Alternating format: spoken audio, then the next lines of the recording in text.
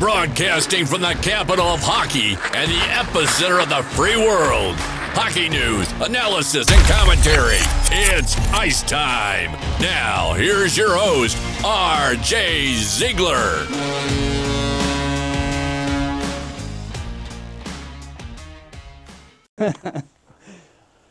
All right, everyone. Welcome to Patriots Playback, Episode 1 for the 24-25 hockey season. I am joined today with Justin Richards, the play-by-play voice of the Potomac Patriots Juniors. Justin, thank you for joining me. RJ, thanks for having me, and thanks for having me back.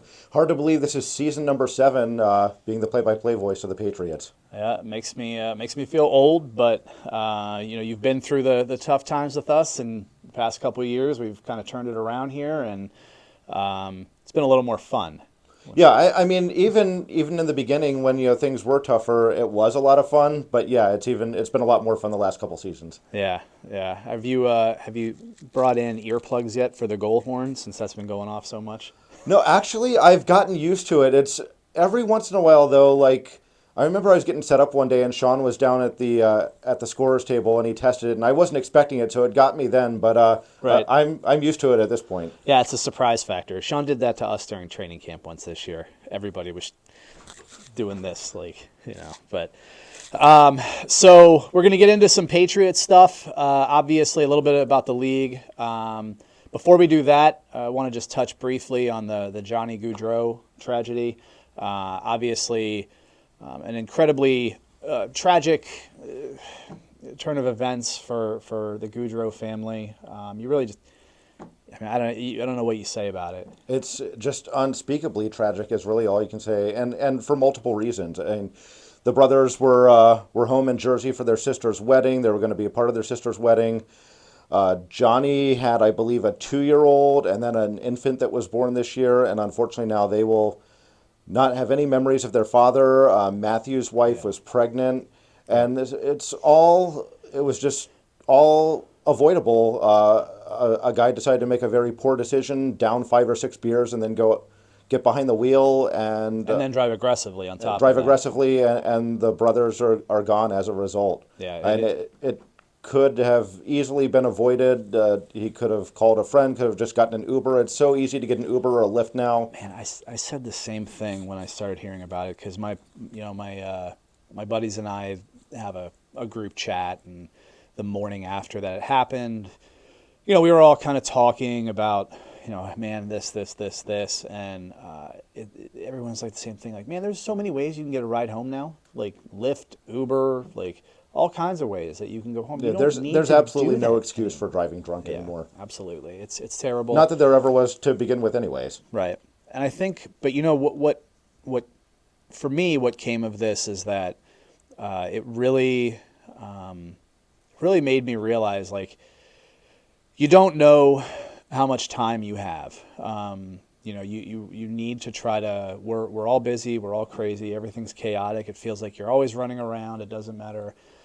How much you get done in a day, you feel like there's a stress of something waiting for you tomorrow. But as tough as it is, and trust me, I'm not the best at it, but as tough as it is, being able to try to just slow down, pause, and be grateful for what you have, your family, your friends, it's crucial. You just don't know. Yeah, exactly. Just cherish every moment you have with your wife, your kids, or just taking in your day. Even things that might seem mundane, just enjoy it because you have no idea what could happen from one moment to the next. Yeah. All right, so prayers to the Gaudreau family, and like I said, hopefully it just kind of puts things in perspective for us a little bit, but. So turning to the USPHL, so obviously this was a spring and summer that was filled with changes. Murray Gunty with Black Bear Sports is now part of the executive committee of the USPHL. Brought in some of his guys to help run the USPHL. They're good at what they do. Tony Z is very good at what he does. He's always organized. He's always He's always been pretty easy to reach. He was running the Tier 1 Hockey Federation. We had some youth teams that were in that, so I've had some experience working with him in the past. Always been, he's always been approachable. He's not someone that won't give you the time of day or something. So I think that's probably one of the most important things to me. So it was a little crazy the way that everything kind of came out, but like in all my years of doing this, you always have a certain amount of time where it's kind of calm and everything's kind of just operating the way that you think, and then something happens and it's crazy, whether it's teams leave a league or teams go to the, like shift leagues, or you change names, or leagues shift together, whatever it is, and then there's calm, and then it's crazy, and then there's some calm. So hopefully this crazy part is done and we can just start getting into regular operations as we move forward here. Well, we've had some unfortunate changes, specifically in the Southeast Division. We lost Richmond during the season last season. We lose Columbia during the off season this year. Yeah. The Richmond thing, Brad's a great guy. It's unfortunate. We liked having him as a fellow owner, but I don't think he has any interest in doing it anymore. I think he's just done with it. The junior hockey realm, profession, whatever you want to call it, it's hard. It's hard, and it wears on you after you've done it for a while. And with what happened last year, I think Brad's just ready to. I think that franchise will get sold and relocated. And I hear rumors of where, but I think it could even stay inside the state of Virginia, just further south somewhere.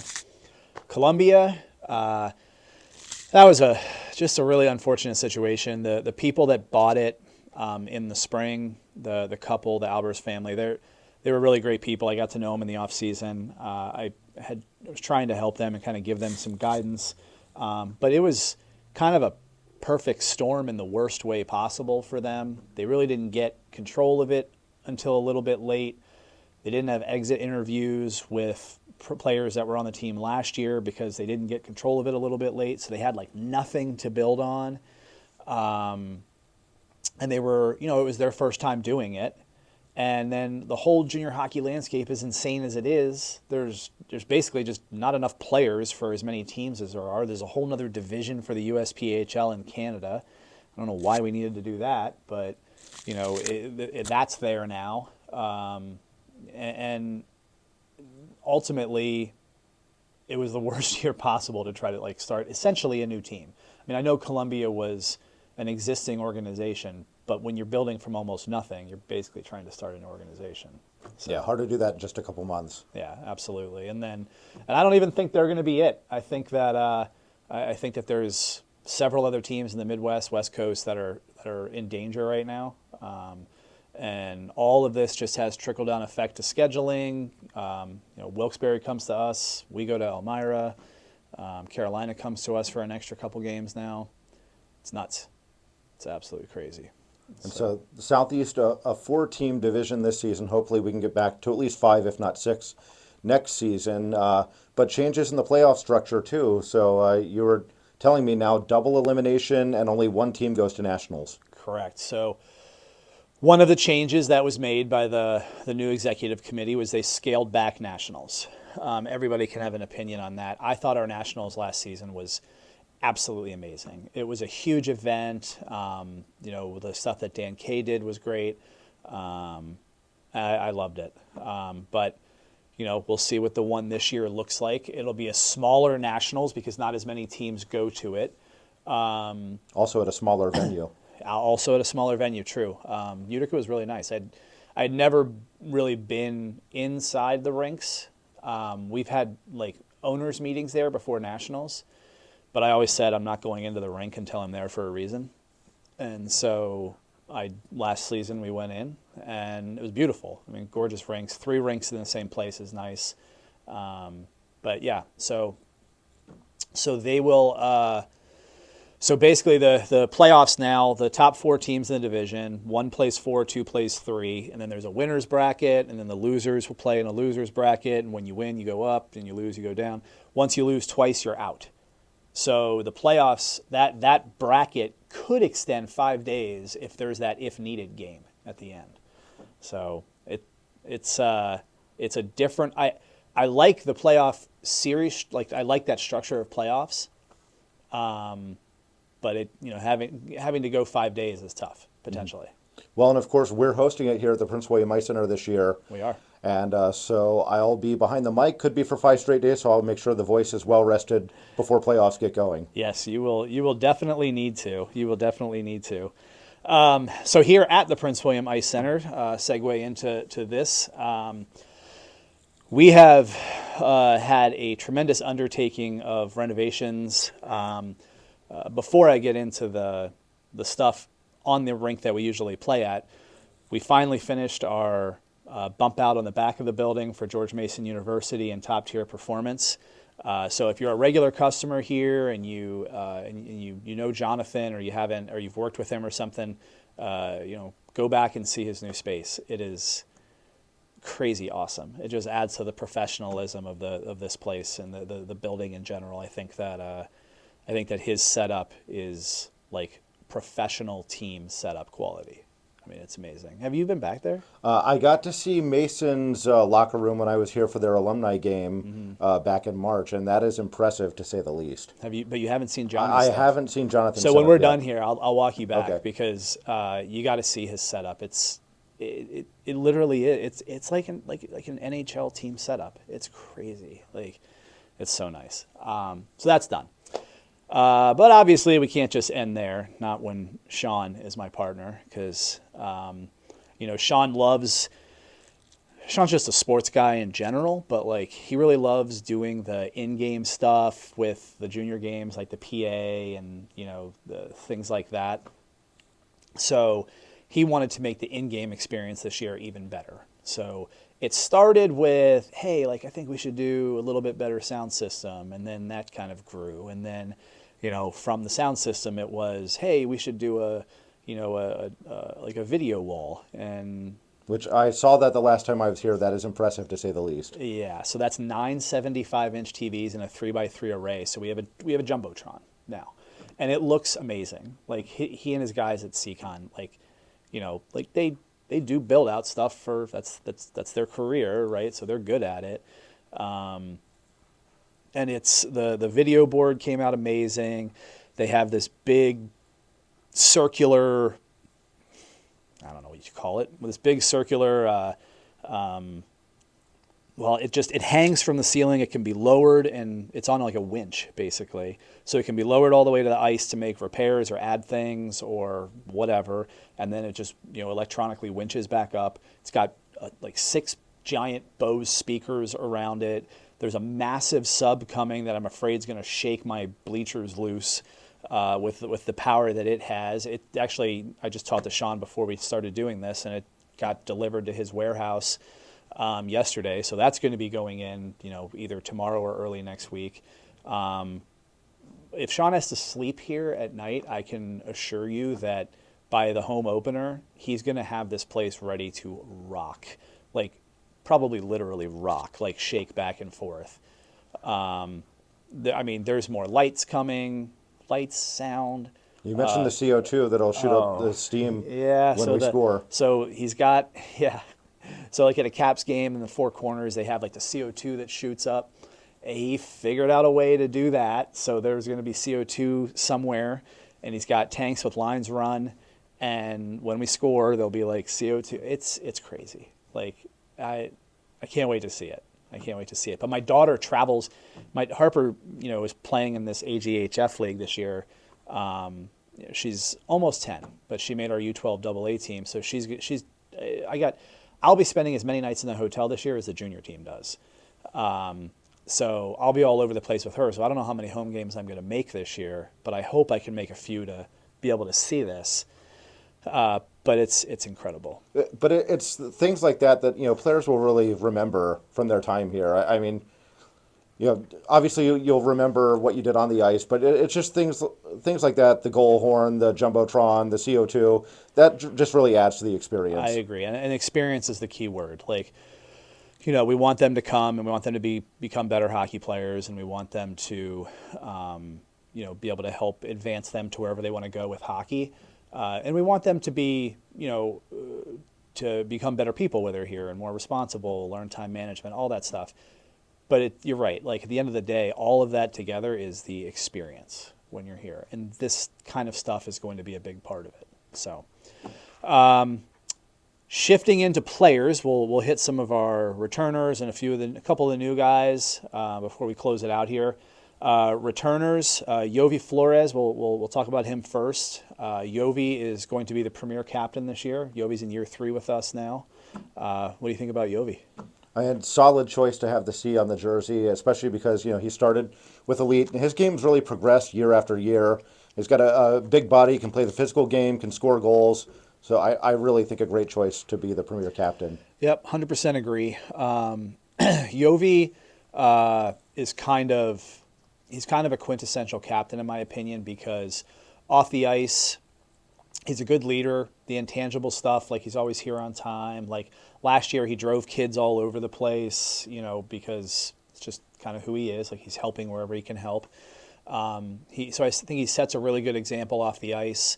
On the ice, he flips a switch and he becomes like super competitive, and he's going to work as hard as he can, whether we're up 5, down 5, or tied.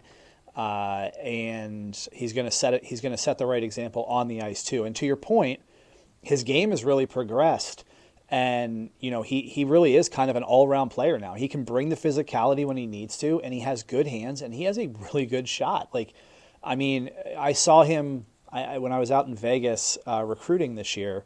He lives in SoCal, so he went out for the showcase and just got some ice, and he had a couple of friends that were there with him, and I was talking to him and stuff, and I was watching him, and I purposely don't wear Patriots gear when I'm like doing recruiting somewhere. I just kind of sit, and I can sit in the bleachers, I can listen to what people are saying, and it was crazy. Like the people around me were picking him out, like, yeah, the guy in the red helmet, like man, he can fly.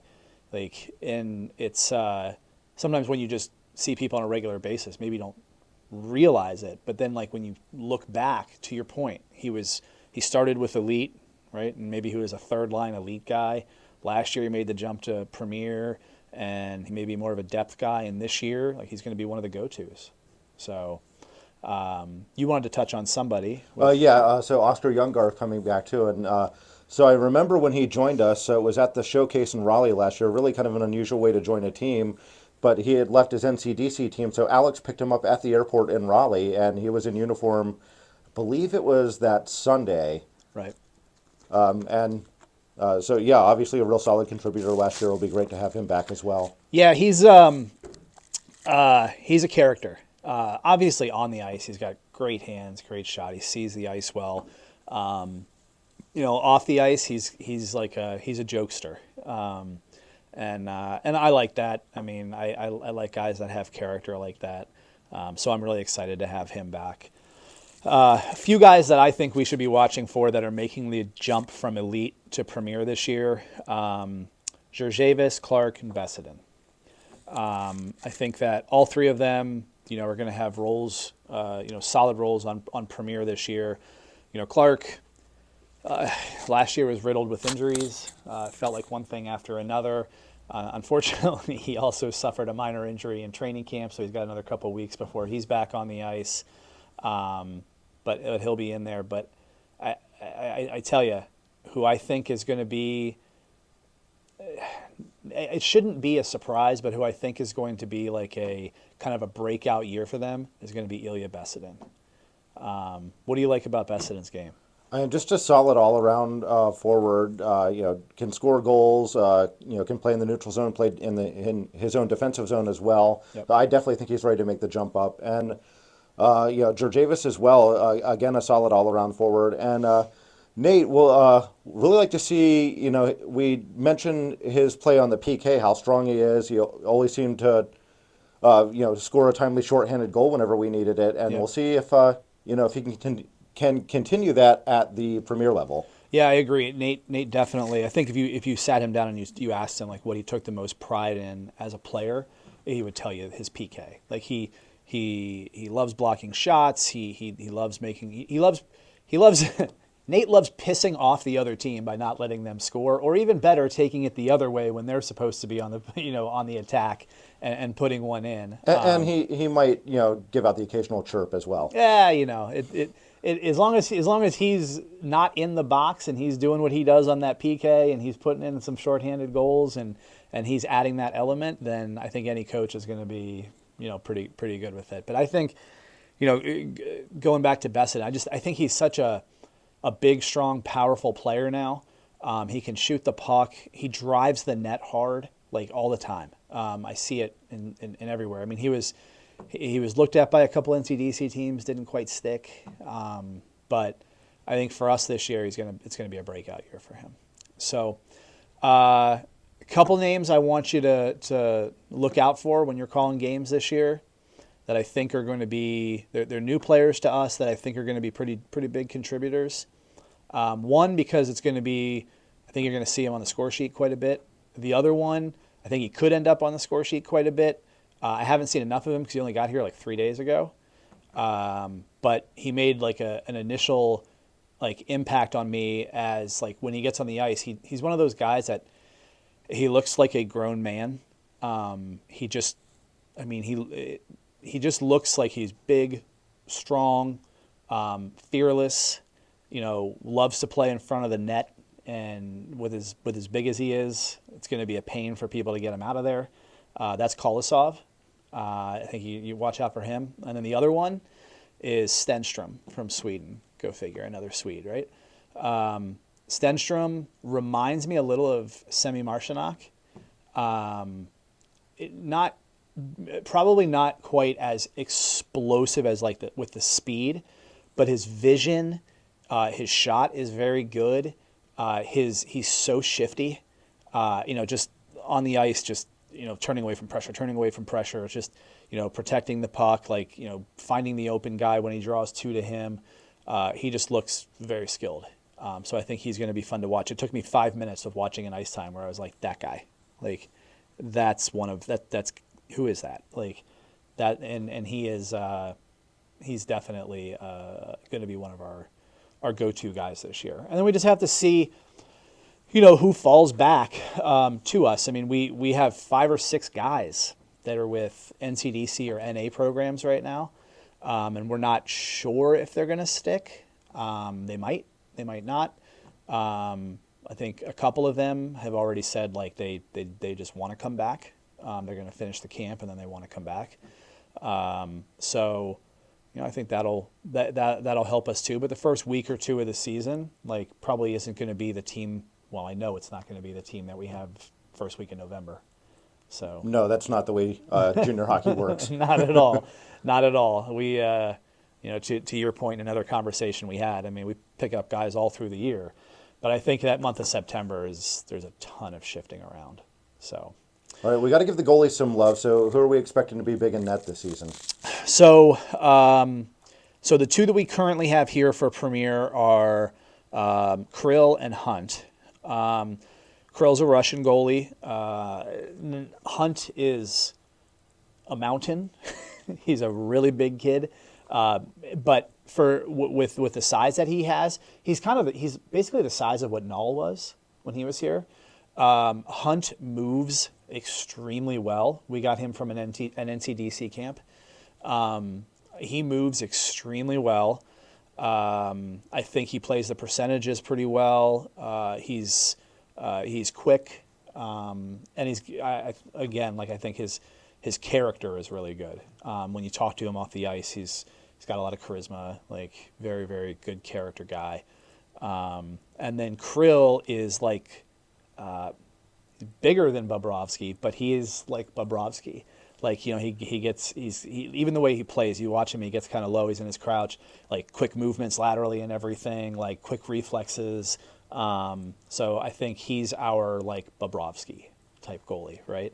And then, we can do an episode where we touch on elite maybe next week or something.